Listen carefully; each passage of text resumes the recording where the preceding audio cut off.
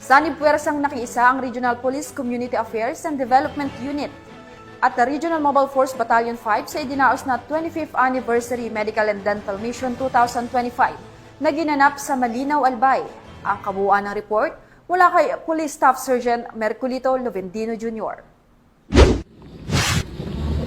Nakiisa ang mga personahe ng Regional Police Community Affairs and Development Unit 5 at Regional Mobile Force Battalion 5 sa sinagawang Medical, Dental at Feeding Program na ginanap sa Malinaw Treatment and Rehabilitation Center, Barangay Kumon, Malinaw, Albay kahapon July 28, 2025. Ang naturang outreach program ay handog ng MTRC bilang bahagi ng kanilang ika-25 anibersaryo na may temang 25 taon ng paglilingkod, tuloy ang kwentong pagbabago sa pangunguna ni Dr. Fulbert Alec R. Gallego, Chief of Hospital 3, katuwang ang Philippine Red Cross Albay Legazpi City Chapter na tumulong upang may sakataparan ang nasabing medical mission.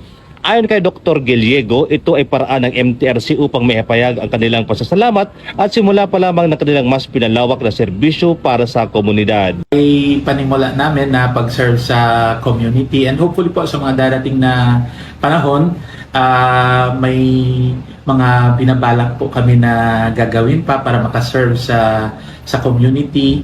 Kung may mga medical missions, pwede kaming tumulong. And then eventually po, we want also to endeavor on the application of MTRC for e-consulta package. And that is, we will be providing po the basic healthcare needs ng community. Hindi naman po yung makakabot ng 25 years kung wala po ang mga men and women employees, matyaga at dedicated employees of MTRC.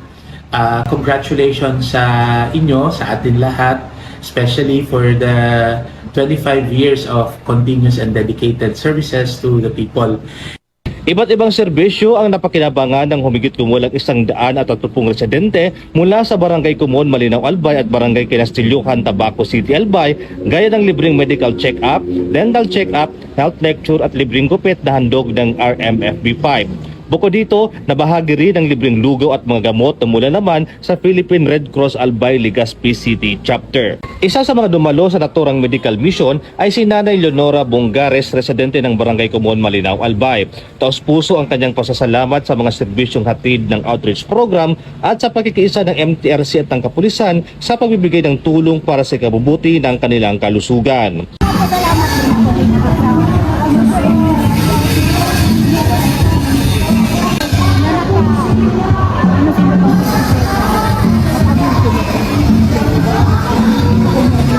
Ang Philippine National Police ay patuloy na makikiisa sa iba't ibang ahensya at sektor ng lipunan sa paghahatid ng mga makabulang serbisyo tungo sa mas matatag na ugnayan ng pulisya at ng komunidad. Mula dito sa Malinaw, Albay, ako po yung Police News Network Correspondent, Police Staff Sergeant Merculito Jr. Alagad ng batas, tagataguyod ng balitang pulis.